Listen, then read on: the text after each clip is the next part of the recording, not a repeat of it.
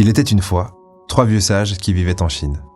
Personne ne se souvient de leur nom à ce jour, simplement parce qu'ils ne l'avaient jamais révélé à qui que ce soit. Partout en Chine, on se souvient d'eux sous le nom des 3 moines qui ne faisaient que rire. Ils voyageaient toujours tous ensemble et ne faisaient rien d'autre à part rigoler aux éclats partout où ils allaient. Un jour, ils entrèrent dans un village après une longue promenade et se rendirent vers la place centrale. Arrivés sur place, ils commencèrent à partir en fou rire. Après un moment, les gens qui vivaient et travaillaient là-bas n'arrivaient plus à résister et commencèrent eux aussi à rire aux éclats. Petit à petit, la foule qui s'était réunie autour des 3 sages était en train de rire. Quelques minutes plus tard, c'était tout le village qui était mort de rire. À ce moment-là, les 3 moines décidèrent de se rendre dans un nouveau village. La rigolade était leur seule prière. Depuis leur plus jeune âge, le seul enseignement qu'ils avaient transmis n'était que le rire, car ils n'avaient jamais parlé à personne. Partout en Chine, ils étaient aimés et respectés. Personne n'avait jamais connu de tel maître spirituel, auparavant et par la suite. Peut-être qu'ils voulaient simplement communiquer que la vie n'était rien d'autre qu'une magnifique opportunité pour rire. On aurait pu croire qu'ils avaient découvert une blague cosmique pour laquelle il était absolument impossible de s'arrêter de rigoler. Et donc, ils continuèrent à voyager et à rire pendant plusieurs années. Pendant toutes ces années, ils continuèrent à partager leur joie et leur bonheur à travers toute la Chine. Jusqu'au malheureux jour où l'un d'entre eux mourut subitement, lors de leur présence dans un village. Les gens partout en Chine étaient sous le choc. La plupart d'entre eux décidèrent d'abandonner leur travail au champ pour voir la réaction des 2 moines face à cet événement tragique. Tout le monde s'attendait à les voir tristes, effondrés, voire en pleurs. Tous ces gens se réunirent dans le village où se trouvaient les 3 vieux sages. 2 d'entre eux étaient toujours en vie, mais le 3e était mort. À la surprise générale, les 2 moines restants ne riaient que plus fort. Ils étaient en plein fou rire et ils rigolaient. Ils avaient l'air incapables d'arrêter de rire. Jusqu'à ce que quelques personnes, assistant à la scène, n'y croyant pas leurs yeux, décidèrent de les approcher pour leur demander « Mais pourquoi n'êtes-vous pas en train de pleurer?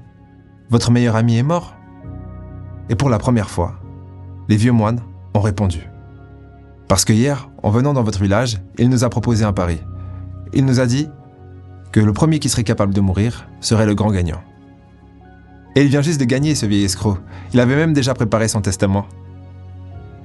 En Chine, la tradition disait qu'il fallait nettoyer les morts et changer leurs habits avant les funérailles. Mais le vieux sage avait spécifiquement demandé de son vivant qu'on lui laisse ses vieux habits et qu'on ne le nettoie pas, car il disait ne jamais avoir été sali. Je n'ai jamais laissé la saleté de ce monde m'atteindre, car je n'ai jamais cessé de rire. Vous savez maintenant ce qui était noté dans son testament. Le corps du vieil homme a été posé sur le bûcher avec ses vieux habits sans être nettoyé. Alors que l'ambiance était quelque peu dramatique, le maître de cérémonie se pencha pour allumer le feu.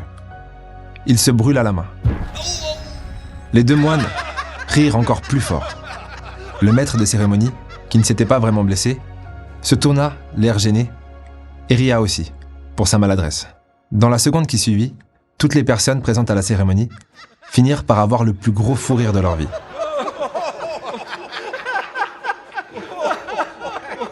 Le vieux sage aurait été tellement fier, ou plutôt mort de rire. Son enseignement avait enfin fini par atteindre le cœur de ceux qui n'avaient pas ri depuis si longtemps.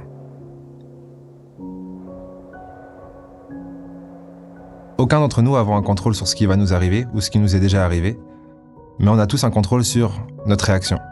Même si on n'a pas forcément un contrôle dans la première réaction, ni dans les jours qui suivent, on finit par avoir un contrôle avec le temps sur les décisions qu'on prend par rapport à ce qui nous est arrivé. Souvent, une vie, c'est un enchaînement d'événements dramatiques, avec des petits bons moments entre deux. La question, c'est donc, est-ce qu'on veut en pleurer toute la vie ou en rire toute une vie? Dernièrement, on m'a annoncé des plutôt mauvaises nouvelles en ce qui concerne ma santé. C'est la raison pour laquelle on n'a pas été présent sur YouTube. Et j'en ai beaucoup pleuré pour commencer. Puis, à force de larmes et de pas boire d'eau, donc j'avais les larmes, plus de quoi pleurer, je me suis dit, est-ce que j'ai pas plutôt envie d'en rire? Quoi qu'il arrive, pour l'instant je vais bien et tout va bien, et j'espère que ça va continuer. Et j'espère pouvoir en rire de plus en plus, quoi qu'il arrive. Et quoi que vous viviez, je pense que le plus important, c'est que tôt ou tard vous puissiez en rire et que vous puissiez dire que c'est la meilleure chose qui vous soit arrivée, même si c'était en même temps la pire chose qui vous soit arrivée.